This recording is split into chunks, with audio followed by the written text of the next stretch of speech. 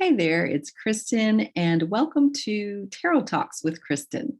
I decided to do some videos based on tarot and tarot Q&As, tarot like kind of mini lessons, and even some reading requests.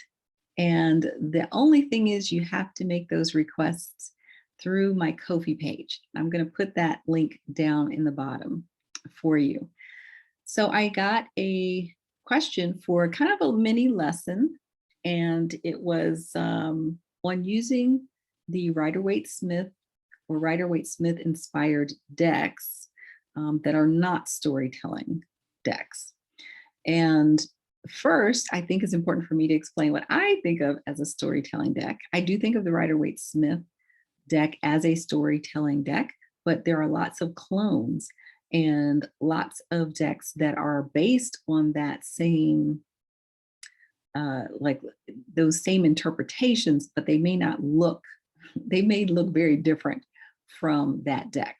So one of the decks that I've been using, I don't have the cover, is the Good Karma Tarot. I'm just going to show you a couple of cards from that.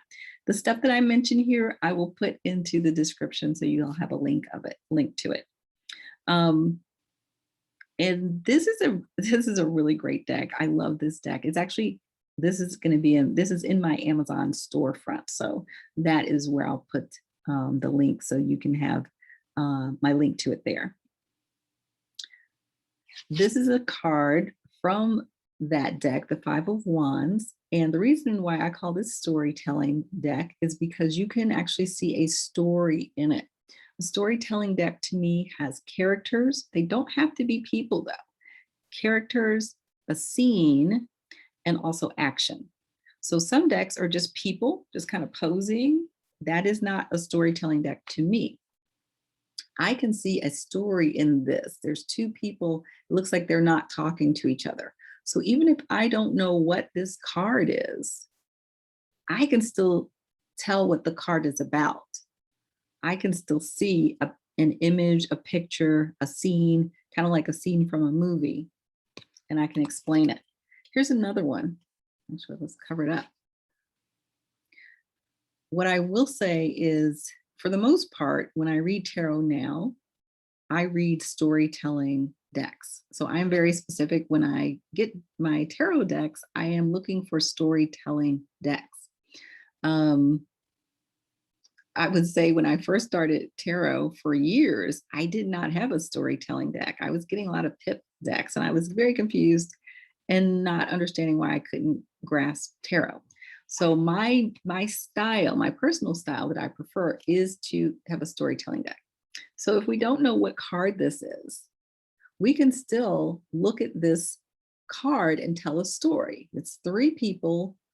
It looks like the person in the pink, they have a diagram of some sort, and I'm assuming they made it or they're working on it.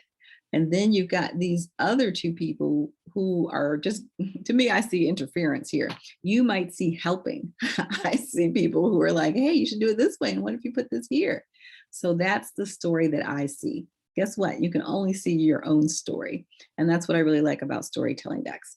This one is the Three of Coins, by the way. So first of all, that's what I consider storytelling decks. That is typically what I read. So when I talk about tarot nowadays, I will normally be talking about doing tarot readings or just talking about tarot from an intuitive storytelling perspective. But I do have decks that are not storytelling decks. And the question is really about, how do you use those? How do you interpret those? And I want to ask you a couple of questions. So if you have a deck that you're confused about that seems to be a Rider-Waite-Smith inspired deck, but it does not seem to be a storytelling deck, or you're having some trouble with it or understanding it, go get that deck now, because I'm going to be asking you some questions about it in just a minute. This is not the question. These are some additional questions. The first question that I ask is, can you speak the language of that deck? And I want to tell you that it is okay if you cannot.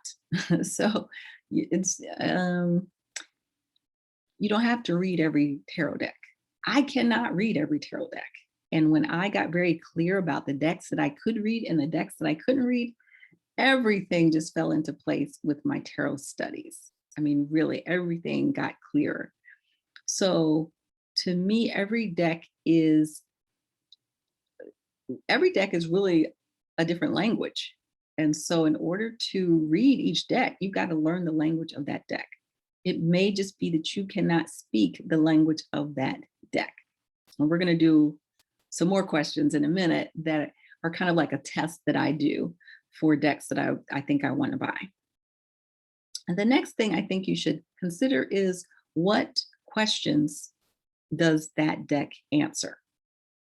So every deck, again, has a different purpose. Even though we're talking about just tarot decks, we kind of look at them as if they do everything. And I do think tarot is the most versatile kind of deck out there.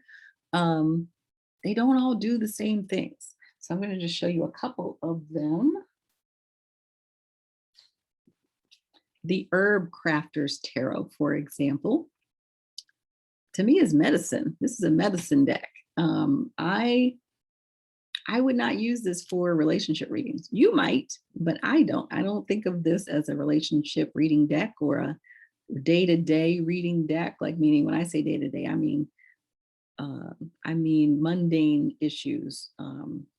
What's going on with my work, or what's going on with my, house, or what's going on with my finances. This, for me, is more of a self-discovery deck and a guidance deck. I'm going to show you some cards. Each card features a plant, like a medicinal plant, herbal. If you're into herbalism, you can see the words. Now, I do a little study of herbalism, but I cannot say that I would just know exactly what each of these does right off the bat. You can also see that there's a scene, though. So even though this deck does not have any people in it, and that's kind of another issue, is like, does the deck have people in it? Maybe you have trouble reading a deck that doesn't have people in it. It does still have a scene. And for me, the scene is really important, even if there are not people in the deck. Those are just some of the cards. It's a really, really beautiful deck. I want to show you a little bit inside the book, because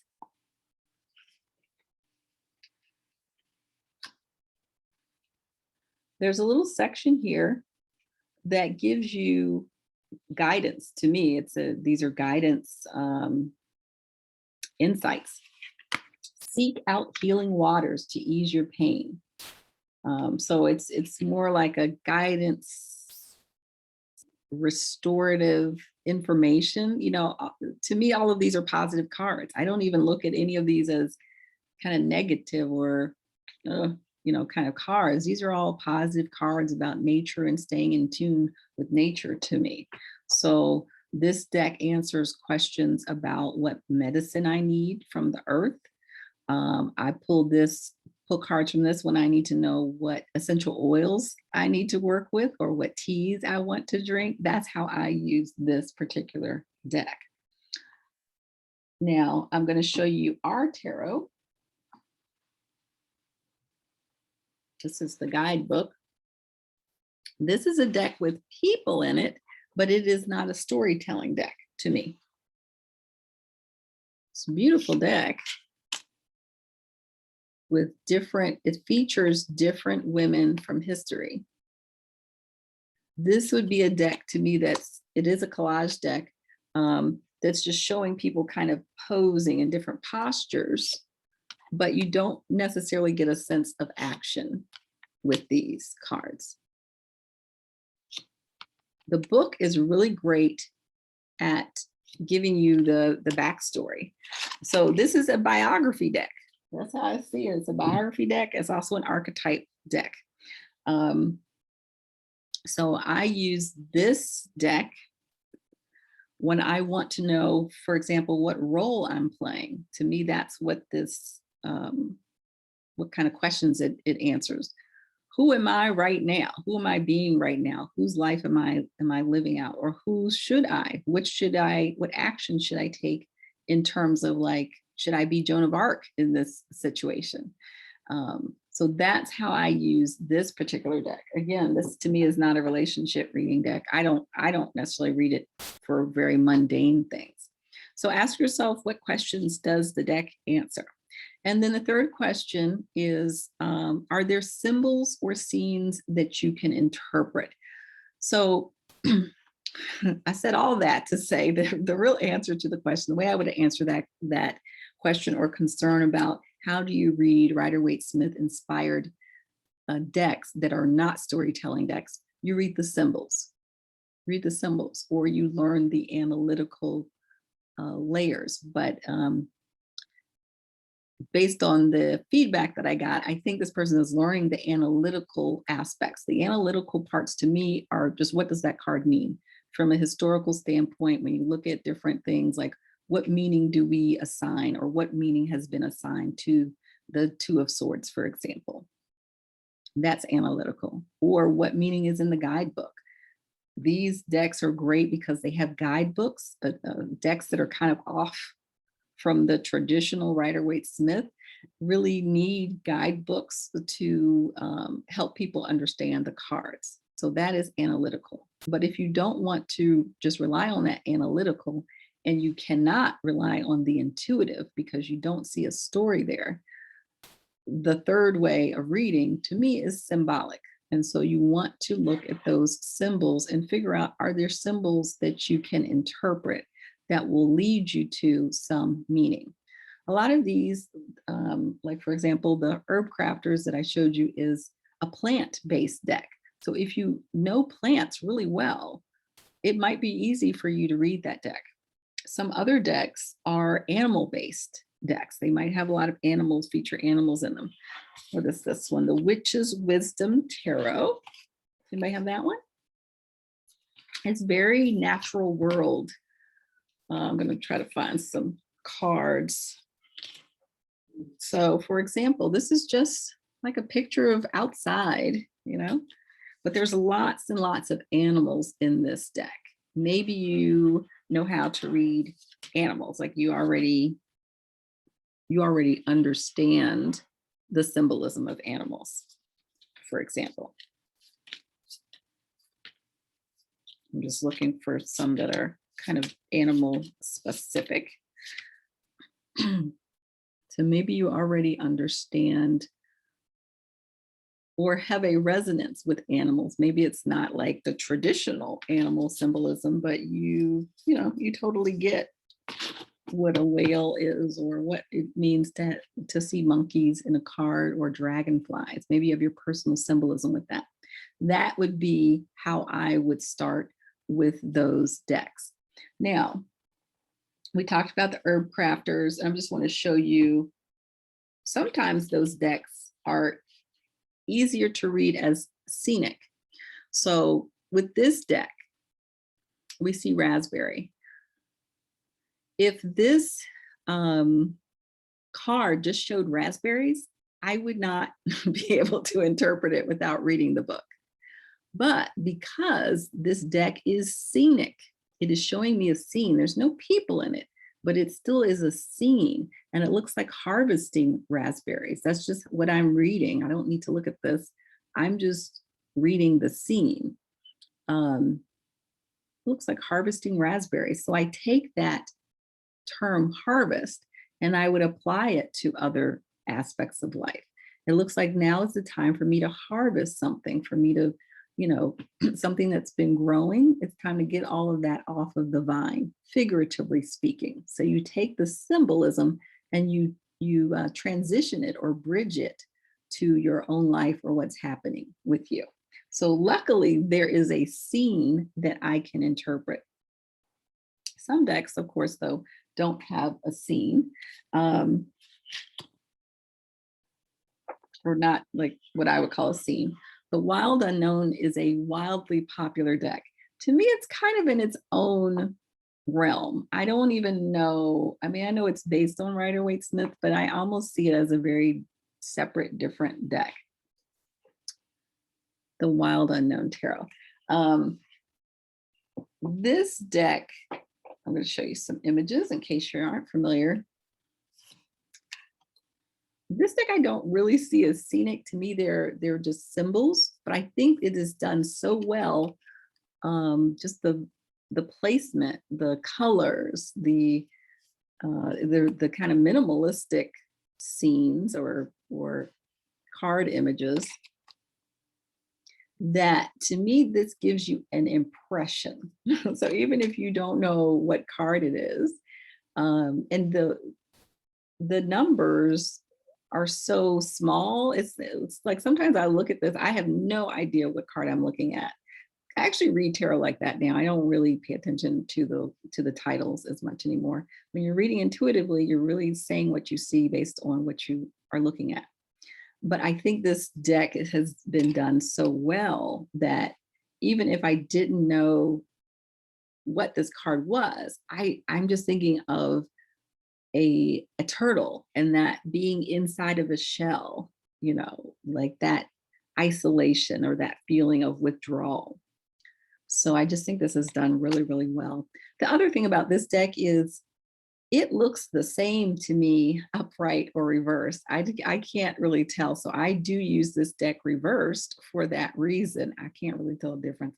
Like it kind of, you can't really tell. It's like you can equally get meaning out of both sides, I think. So that's another way that I look at this one.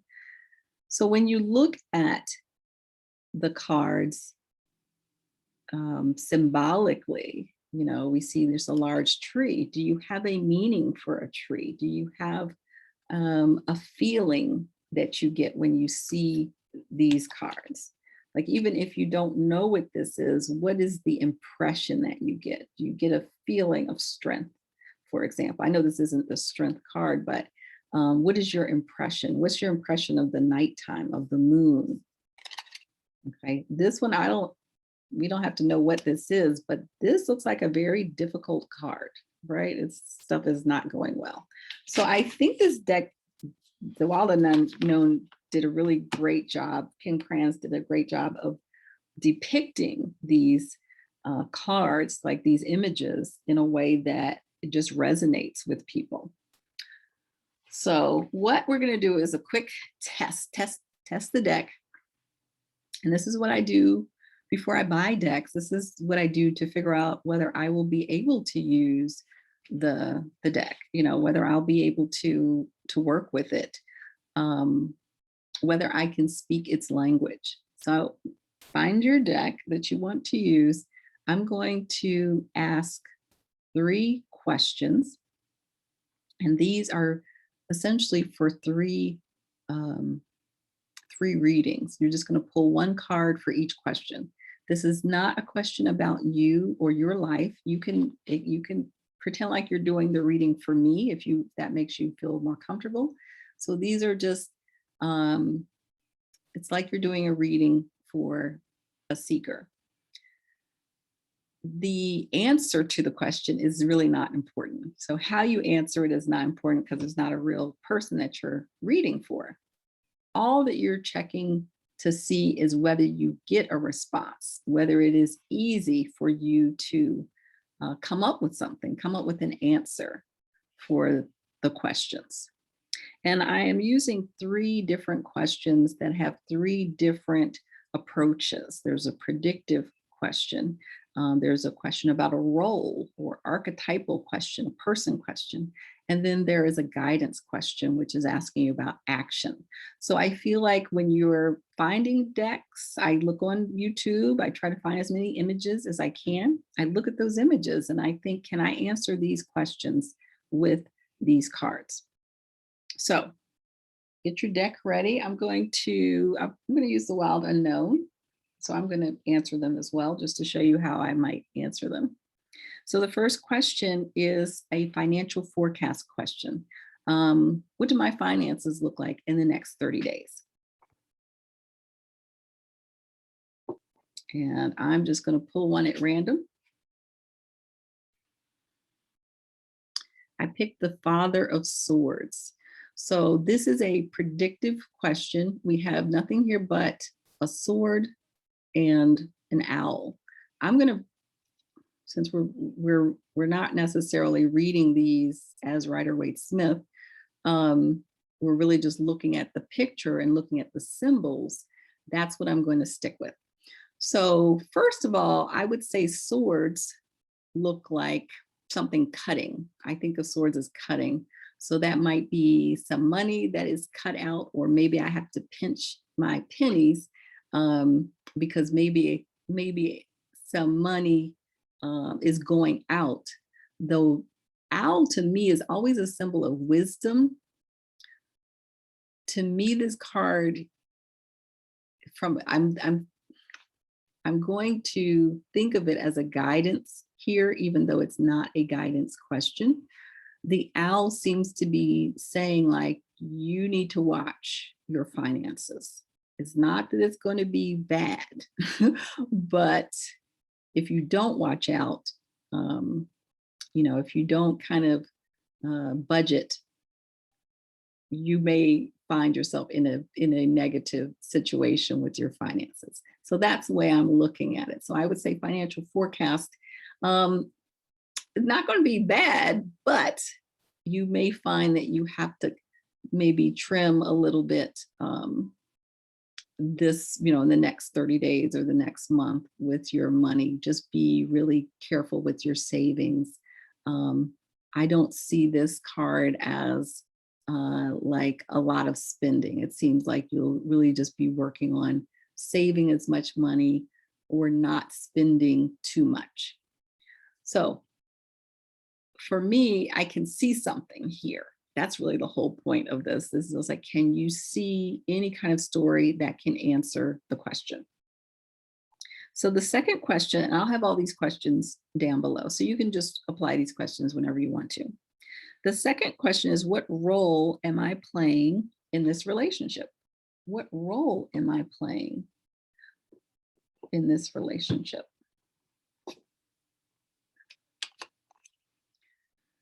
And this is the card that I get for that. So this one is a card about, I always say this is a people card, or a people question, or a who question. So we want to look at this card in terms of who. I see two swords here, getting a lot of swords, which just for me makes me think first duality. So what role am I playing in this relationship? It may be that I'm playing two roles, or playing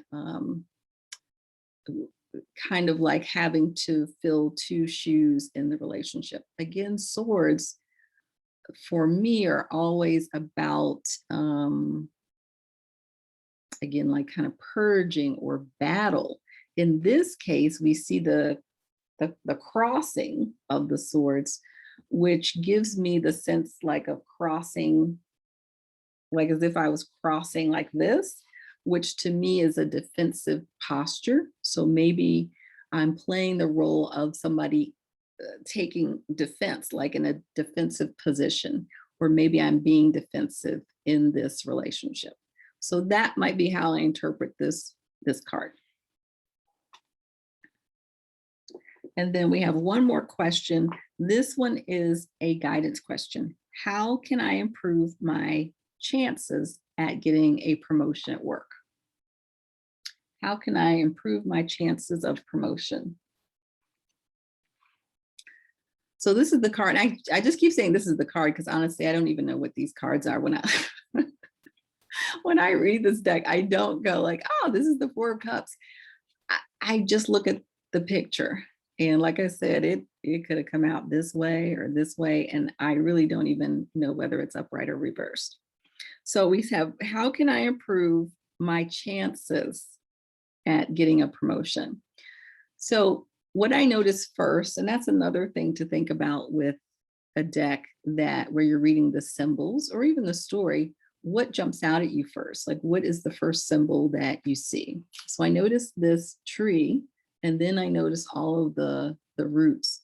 And it just made me think of staying grounded and very rooted.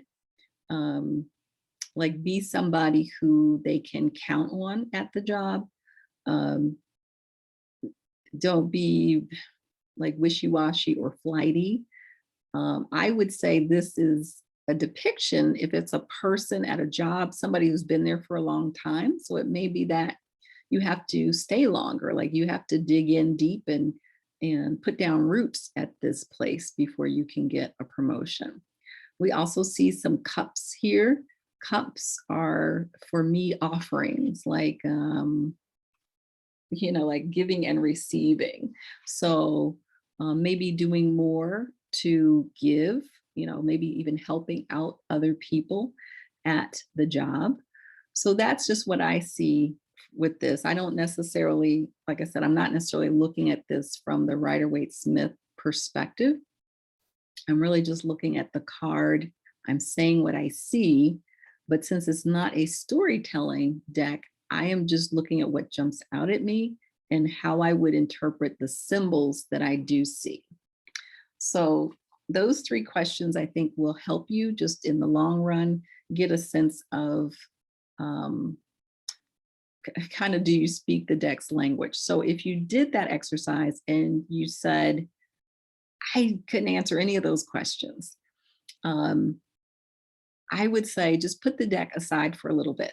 It could be that you just need to study a little bit more. You need to be exposed to more decks, and then you will get, or more symbols maybe, and you'll be more comfortable with it.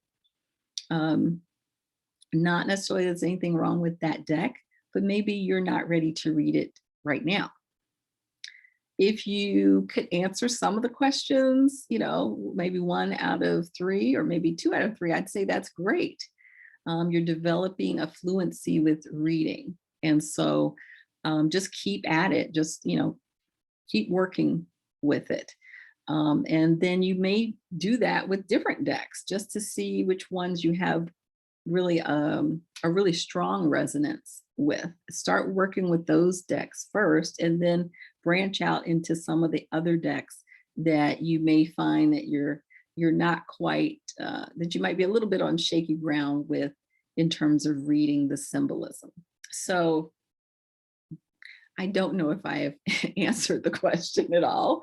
I may have said a little bit too much, but I always find that one question creates all these other questions, at least in my mind. So I would say, just as a really simple answer to understanding how to use Rider Waite Smith inspired decks that are not storytelling, you've got to study symbols. You've got to know symbols, or even develop your own system for reading symbols, like just interpreting the symbol from a personal perspective.